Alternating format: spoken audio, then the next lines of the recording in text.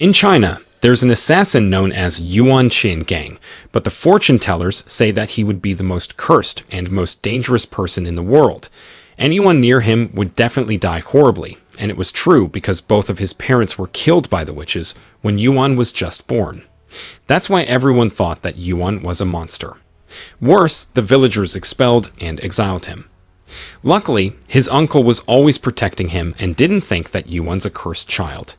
Instead, he thought that Yuan was a son sent from heaven. Turns out, Yuan's uncle's belief was wrong because when Yuan was 15 years old, heaven actually made him seriously ill. Unfortunately, when Yuan was being cared for, his uncle and friends were massacred by evil witches. The witches aimed to seize the dragon Ebis sword, which is known to be very powerful. It is said that this sword has the power to destroy the world because of its unlimited power. Fortunately, Yuan's uncle has hidden the sword so that the witches failed to take it. 2 days later, Yuan finally woke up and he was shocked because the valley where he lived had been devastated, especially since his uncle had been killed by the witches. At this point, Yuan became even more convinced that he had indeed been cursed, and from now on, he was determined to avenge his uncle's death and against his fate.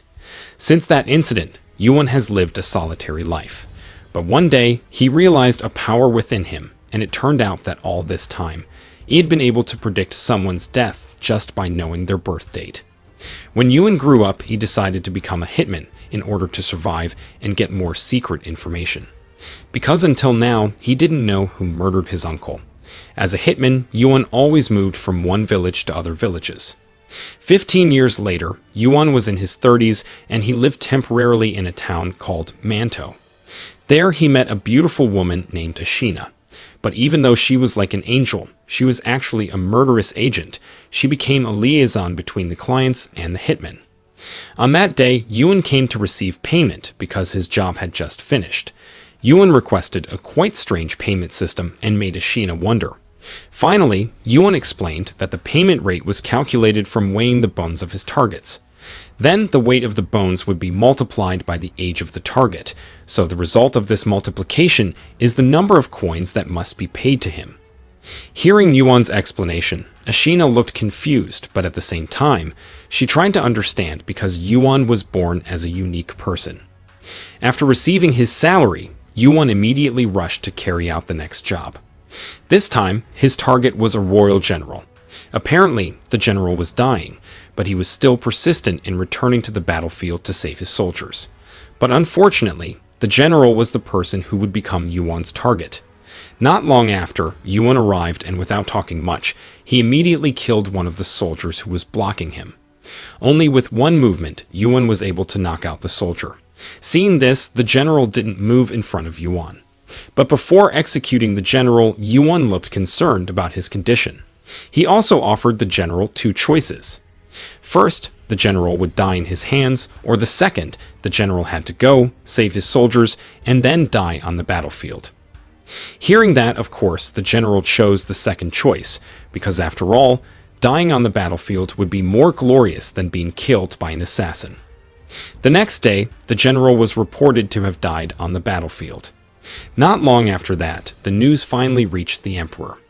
According to the royal advisor, the general's death was a profitable thing for the emperor. Moreover, the general had the potential to carry out a coup and seize his throne. However, the emperor still needed protection, so he told his advisor to find the dragon Ebis sword, which could make him stay in power. On the other hand, Yuan returned to meet Ashina to receive his pay again, because technically, the general died because of the choice he gave. After that, Ashina asked Yuan to predict her death, and with his power, Yuan saw a very surprising fate. The fate was that Ashina would be killed by someone in 10 days. Even though she was shocked, Ashina didn't look sad at all. In fact, she tried to stay cheerful and enjoy her last days. Not only that, she also gave some food to the homeless people. Seeing Ashina's kindness, Yuan felt sad knowing if the woman would soon die. He intended to save her from the angel of death. The next day, Ashina left without saying goodbye, even though Yuan wanted to protect her. Turns out, Ashina went to the governor's place, and his name was Liu. Unexpectedly, Ashina intended to kill him.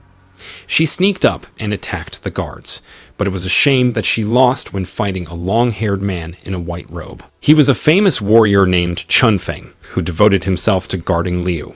Even though he managed to defeat Ashina, he didn't immediately kill her and chose to throw her in prison. After that, Chunfeng met Liu's son to discuss the emperor who would soon leave the capital. According to rumors, the emperor would move his palace to Danyang. In fact, there was another intention behind this mission. It was to protect the royal throne from the people who wanted to carry out a coup. On the other hand, Liu decided to interrogate Ashina, and here it was finally revealed that this woman had a deep grudge because Liu's troops had massacred her family and villagers in her village. So before she died, she wanted to kill Liu first. Hearing that, Liu said sorry because he did it on royal orders. At that time, the emperor wanted to massacre all villagers of Turkish descent, including Ashina's family. Actually, Liu wanted to release her from prison, but according to regulations, Ashina had to be punished for attempted murder. When Liu's men wanted to take her to prison, suddenly someone attacked them. Yuan was able to finish off all of the governor's men, and Ashina took advantage of this moment to finish him off.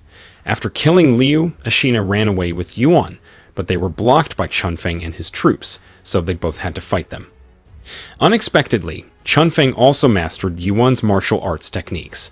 Not only that, Chunfeng also had the Dragon Abyss sword, which made him impossible to defeat. Cornered, Yuan asked Ashina to leave the place before the soldiers arrested her. Then, when Ashina had left, Chunfeng suddenly stopped attacking Yuan, because it turned out that he was Yuan's uncle's best student who mastered a martial arts technique called Taingang. Apart from that, Liu also still had a relationship with his family. Hearing this fact, Yuan cured the governor's wounds with acupuncture treatment. However, Liu still couldn't regain consciousness. After treating Liu, Yuan decided to stay there for a while and wanted to deepen information about his family. Because since he was born, his family members had died one by one, so he didn't know them. One night, Chunfeng told Yuan about the secret of the Dragon Abyss sword. He then showed Yuan an old painting, which was drawn by Yuan when he was still a kid. The most surprising fact was that he painted it with blood from his own fingers.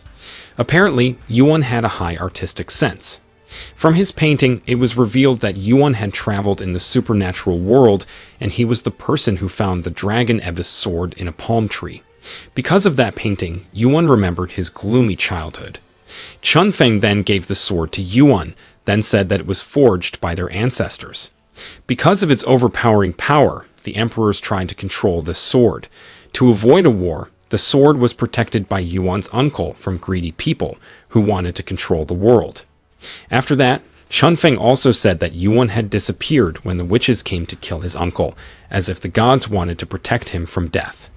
When Yuan heard the story, he told Chunfeng that at that time, he was seriously ill and often dreamed of strange things. And one day he woke up on top of a stone. Chunfeng thought that it was a star moon stone, which is the place where the blessed star falls. So, the stone has extraordinary miraculous powers. It is said that this stone could also cure all diseases, therefore, they both decided to take Liu to the stone so he could wake up. The next day, Yuan told Chunfeng that he intended to avenge his uncle's murderer and save Ashina from death. But Chunfeng said that Yuan couldn't save Ashina from fate determined by heaven. But Yuan still wanted to do it because he believed that destiny can be changed.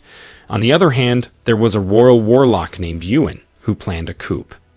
He not only worked in the kingdom, he was also a member of the Disha sect, which is known for its magical powers. From the power he has, it is clear that he was one of the warlocks who killed Yuan's uncle. Not long after, Ashina came to see Yuan to ask for his help to save Yuan. Here she didn't know that Yuan was a cunning and evil warlock. In return, Ashina told him that the Dragon Abyss sword was at Liu's place. Of course, Yuan was immediately willing to help Ashina in order to get the magic sword. Without thinking twice, Yuan immediately sent his troops to attack the governor's palace, but it turned out that Chunfeng and the others were no longer there.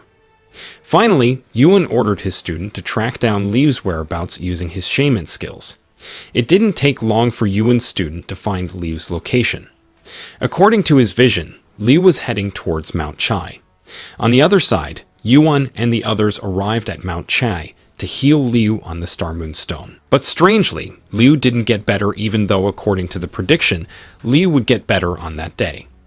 While they were waiting for the governor to heal, suddenly Ashina and Yuan came. Ashina seemed disappointed with Yuan, who had cooperated with Chunfeng to save Liu. Ashina was angry, so she asked Yuan to finish them all. Seeing his men die, Yuan used his strength, which could control corpses. Seeing this, Yuan realized that Yuan was a cult wizard who had killed his uncle. He immediately vented his anger and killed all of Yuan's troops. After seeing Yuan's skills, Yuan looked worried and decided to kill Yuan before his true power came out. Even though she was angry, Ashina couldn't bear to see Yuan die, so she tried to stop Yuan.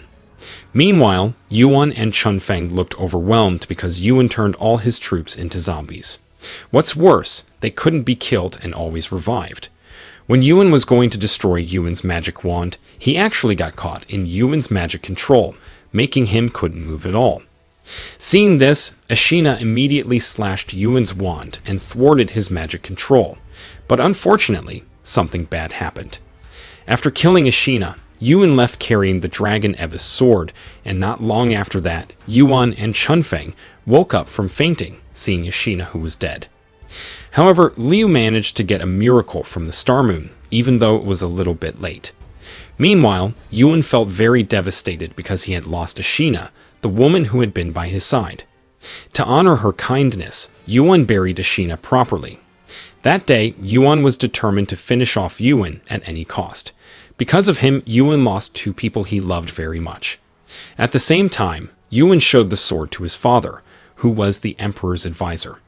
But his father intended to hand over the sword to the emperor. Of course, Yuan didn't agree with his father's plan because without the Dragon Ebis, he wouldn't be able to seize the royal throne. Because Yuan's father was too loyal to the emperor, Yuan decided to kill his father. After that, he brought his troops to the palace to overthrow the royal throne. He even spread the slander that the emperor had killed his father. Long story short, Yuan managed to finish him off and seize the royal throne. In another place, Yuan had just woken up from his sleep after meeting his uncle in his dream. Thanks to that dream, his determination became stronger, and he must immediately take revenge. He then went to the top of the mountain, make a pilgrimage to Ashina's grave. After that, Liu came to him and said that Yuan deserved to die, so he really supported Yuan's vengeance. 1 month later, Liu ordered the rebel troops to overthrow Yuan's power. Yuan also had prepared all his weapons to kill the person who had murdered his uncle and the woman he liked. However, Liu's troops were starting to be overwhelmed, because Yuan had deployed zombies who were very difficult to defeat. Therefore, Yuan immediately headed for the capital and helped the troops. Because of this war, many of Liu's soldiers fell and were injured, but Chunfeng convinced Liu that the war wasn't over, so they had to be able to overthrow Yuan's tyranny. In the palace, the officials were holding a party, celebrating Yuan's inauguration as an emperor. At the party, they all looked happy and didn't think about the people. Yuan also underestimated Liu's troops, who couldn't keep up with his magic. Then he planned to commit a corruption in order to impoverish Liu's area. If his plan was successful, sooner or later, all the villagers there would starve to death. While Yuan and his men were partying, Liu's troops secretly came to the capital. On the other hand, Yuan also arrived at the palace area. With his martial arts skill, he began to finish off the guards. After defeating all the guards, Yuan entered the party, and without saying much, he immediately killed the corrupt officials who tried to fight him. Yuan then challenged Yuan to a duel, but before starting the fight, Yuan instead killed his entire troops. Turns out he was trying to resurrect them as zombies so he could finish off his opponent easily. But Yuan was not afraid and started to fight the zombies. This time, Yuan was able to finish them all and ward off Yuan's magic, because since Ashina's death, Yuan's anger turned into an unbeatable strength. Yuan was nervous, and he immediately attacked Yuan. Thanks to the strength and confidence within him, Yuan was finally able to kill Yuan with his strong blow. But the most important thing was that he had completed his revenge.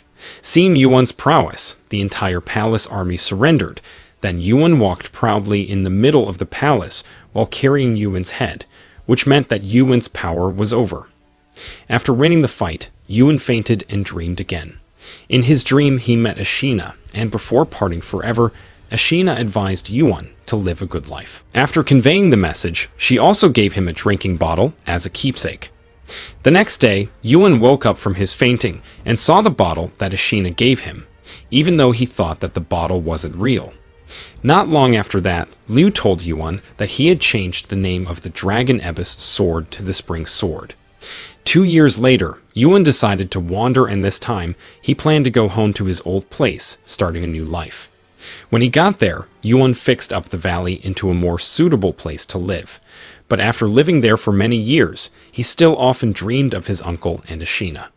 Even when Yuan was old, those two people never disappeared from his memory. 200 years later, Yuan was still alive with a different appearance. Now, he covered his face using a mask, and at that time, he was already known as the highly respected master of the Spring Sword. At the end of the story, Yuan was seen wandering to look for a warrior who can replace him as the sword protector.